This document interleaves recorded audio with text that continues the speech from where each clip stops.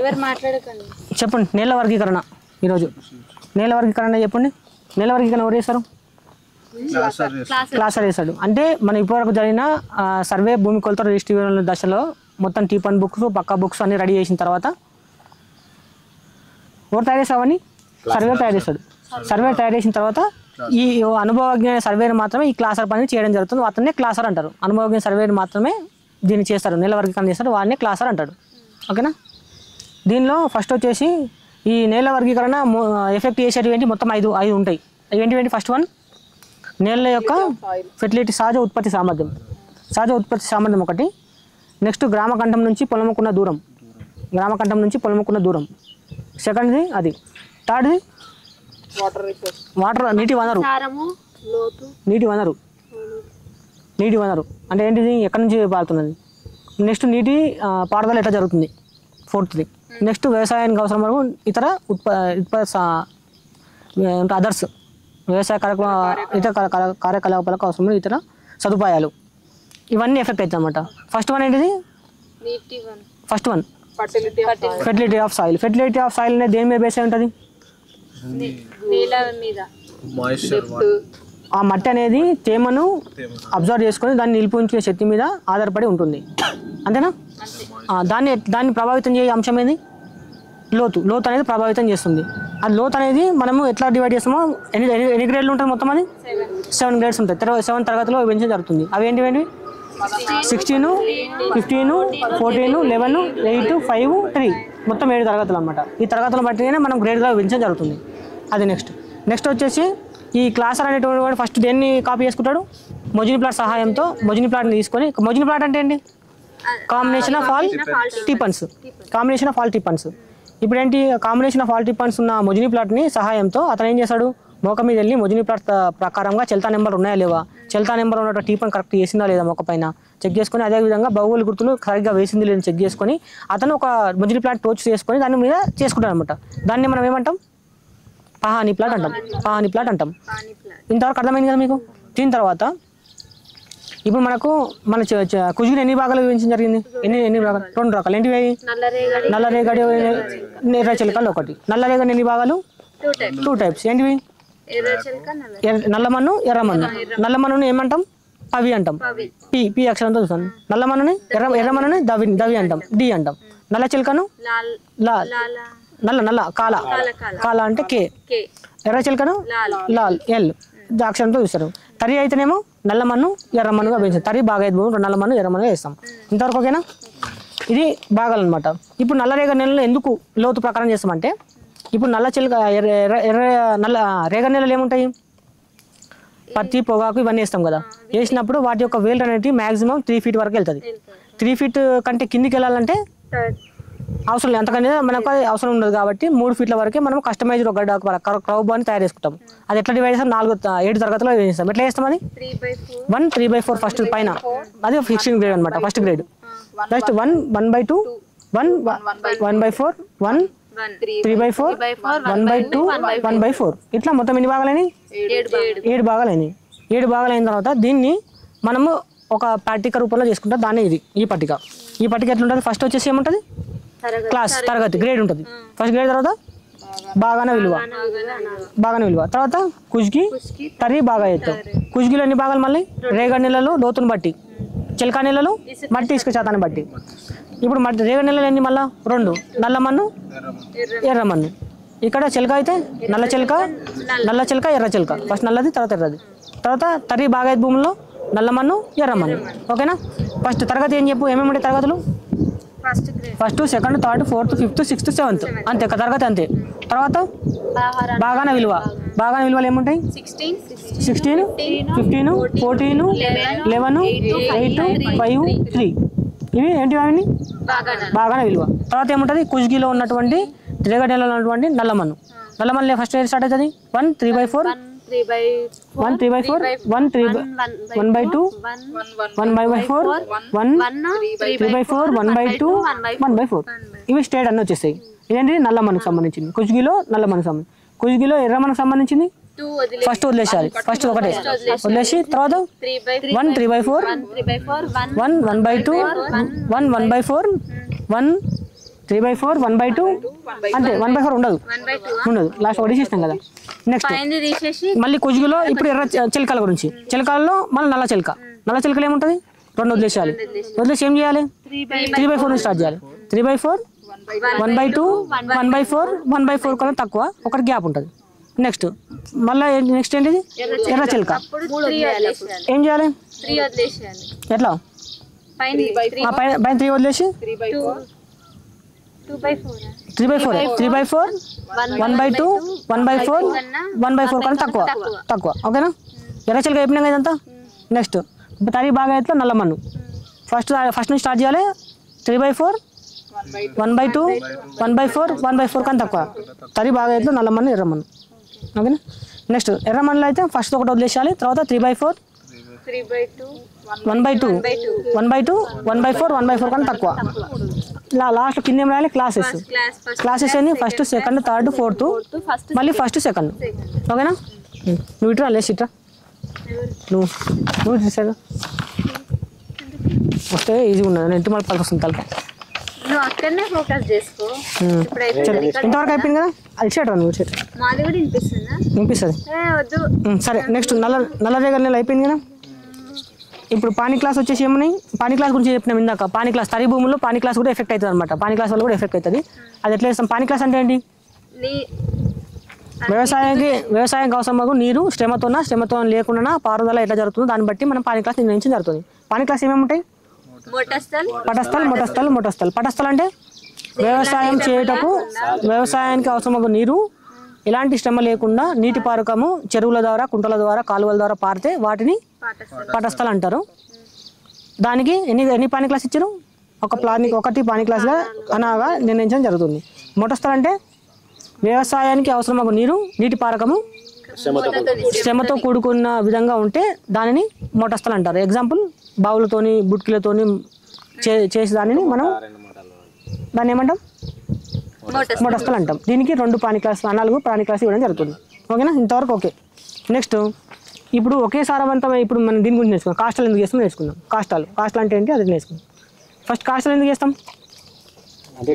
ఒకే సారవంతమైన ఒకే వాతావరణ స్థితిలో కూడా భూమి మొత్తం ఒకే సారవంతమైన నెల ఉండదు కాబట్టి ఒక భూమిలో అతనికి ఉన్న ఎకరాలను బట్టి దాన్ని కొన్ని భాగాలు విభజించడం జరుగుతుంది వాటిని మనం ఏమంటాం కాస్టాలు అంటాం ఆ కాస్టాలని ఎట్లా చేస్తాం కాస్టాలని ఒక గుంట నుంచి ఎకరా వరకు 2 కాస్టాలు ఒక గుంట నుంచి ఒక ఎకరా వరకు 2 కాస్టాలు ఒక ఎకరా నుంచి 3 ఎకరాల వరకు 3 కాస్టాలు 3 నుంచి 5 ఎకరాల వరకు 4 కాస్టాలు 5 నుంచి 10 వరకు 6 కాస్టాలు 10 నుంచి 20 వరకు 8 కాస్టాలు 20 నుంచి 30 వరకు 10 కాస్టాలు 30 ఎకరాల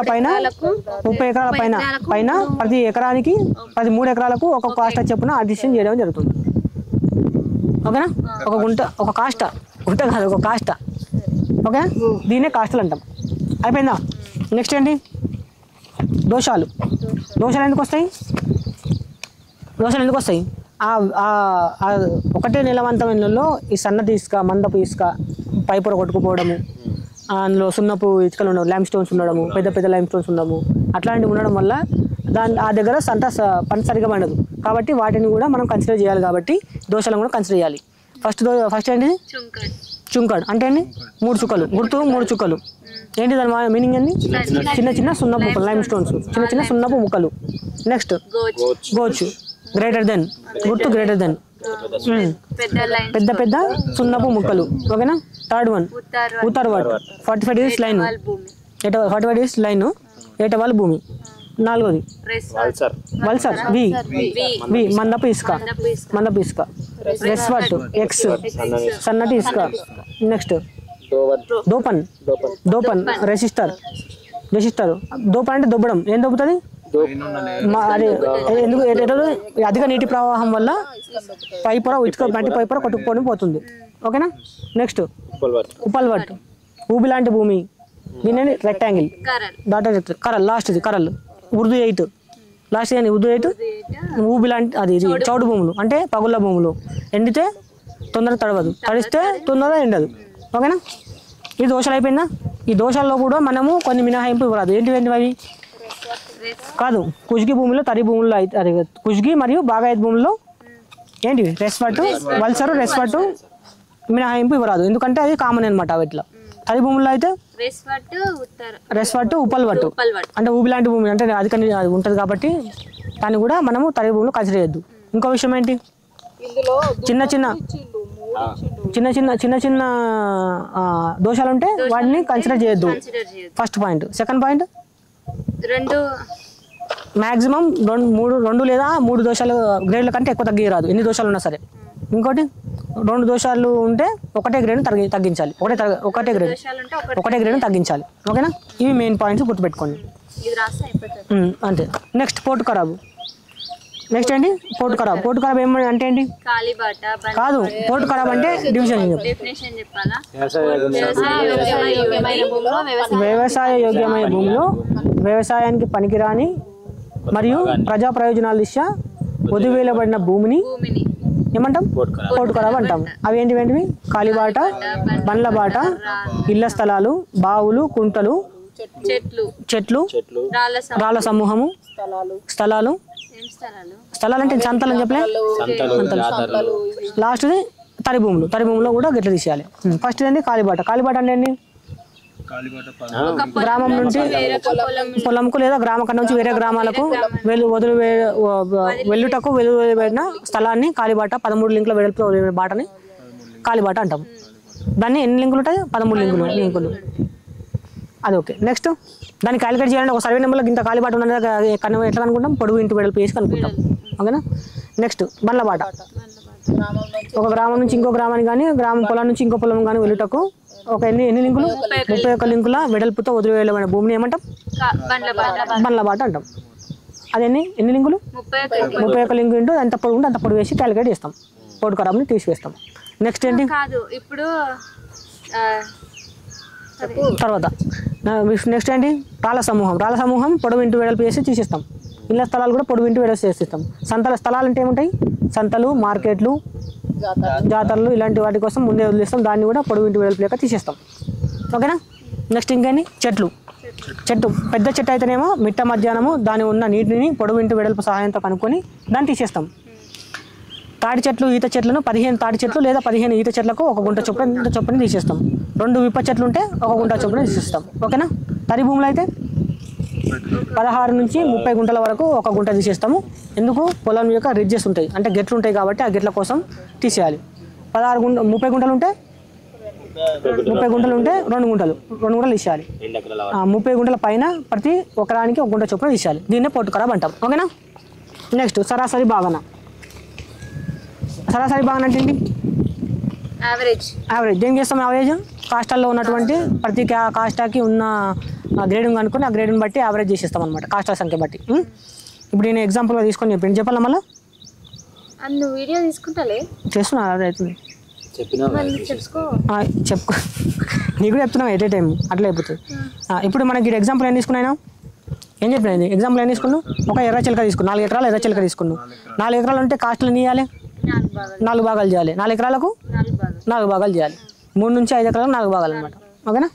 అందుకు 4 భాగాలు చేసిండు. దాంట్లో మనకు ఈ గడ్డపార వేసి చూస్తే వానికి 3/4 ఒక తాన, 1/4 ఒక తాన, 3/4 2 చోట్ల, 1/4 ఒక చోట కనుక్కుంది. మళ్ళీ ఒక భాగం వచ్చేసి ఒక దోషం ఉందని చెప్పింది 3/4లా. మనకు గ్రేడ్ వచ్చేసి ఎంత, ఒక దోషం అనుమతించిన దోషమే ఉందని అన్నాడు. ఫస్ట్ వచ్చి గ్రేడు, కాస్టల సంఖ్య, బాగాన విలువ, మొత్తం బాగాన విలువ. ఓకేనా.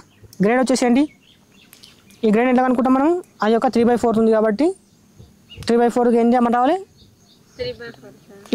11 బాగాన విలువ. గ్రేడ్ వచ్చేసి 4th గ్రేడ్.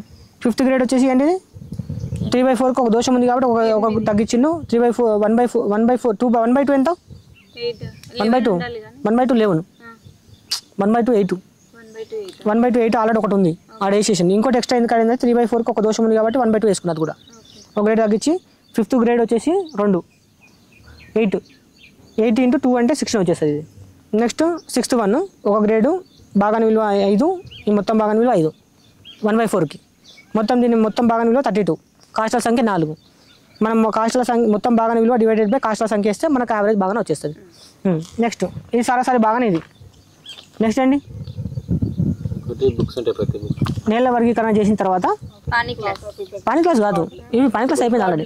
రికార్డులు, నేల వర్గీకరణ తయారు చేయబడిన రికార్డులు ఏంటివి? ప్రతి బుక్, బాగా తక్త, నీటి వనరుల జాబితా, జారపత్రక. ప్రతి బుక్ అంటే ఏంటి? దీన్ని ఎవరు తయారు చేస్తారు? ప్రతి బుక్. దీన్ని ప్రతి బుక్ను క్లాస్ తయారు చేస్తారు. దీనిలో లెఫ్ట్ సైడ్ రైట్ సైడ్ ఉంటుంది, ఎడమ పేజీ ఎడమ పేజీ ఉంటుంది. దానిలో ఉన్న డీటెయిల్స్ మొత్తం చూద్దాం. ఫస్ట్ ఏంటి రాస్తాము? ప్రతి బుక్ అని హెడ్డింగ్ పెట్టండి. ప్రతి బుక్ అని హెడ్డింగ్ పెట్టి ఫస్ట్ ఏంటి? గ్రామము, మండలము, పట్టదారు, జిల్లా, పట్టదారుని పేరు ఫస్ట్ది. తర్వాత పూర్వ ప్రకారము, సెటిల్మెంట్ ప్రకారము, సరాసరి భాగాన. ఫస్ట్ ఏంటిది? పూర్వ ప్రకారం. పూర్వ ప్రకారం ఏముంటాయి? ఖాతా నెంబరు, మాజీ నెంబరు, భూమి తరము, మాజీ విస్తీర్ణము, శిస్తు, చేను పేరు, ఖాతాదారు పేరు. నెక్స్ట్ సెటిల్మెంట్ ప్రకారము ఫస్ట్ చాల్తా నెంబరు, సర్వే నెంబరు, భూమి తరము, మొత్తం విస్తీర్ణము, పోటు ఖరాబు, మిగులు విస్తీర్ణం. నెక్స్ట్ సరాసరి భాగాన్ని ఏముంటుంది? ఫస్ట్ గ్రేడు, కాష్టాల సంఖ్య, భాగాన విలువ, మొత్తం భాగాన విలువ, కింద మొత్తం. ఓకేనా?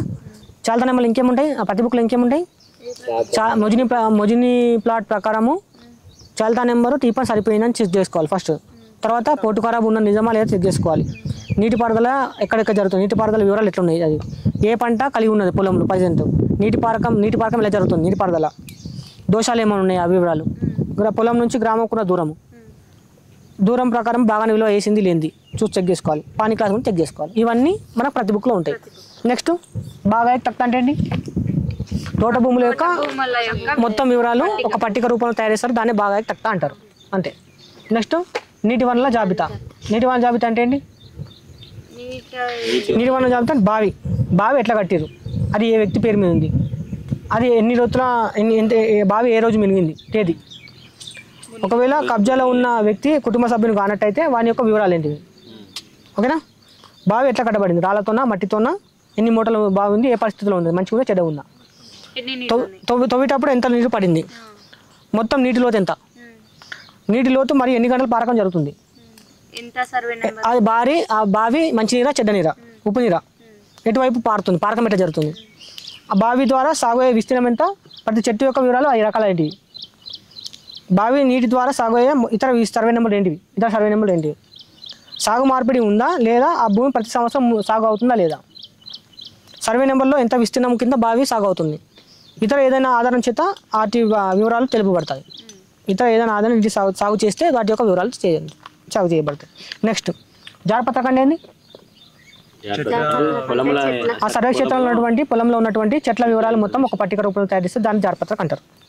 తిరాజ్ పత్రక అంటే అది వేరే దాంట్లో వస్తుంది కదా, పొడి పని దాంట్లో వస్తుంది అనమాట. చెప్పినా మీకు అది. ఓకే, పని చేసారా? Bye bye. చనపతి.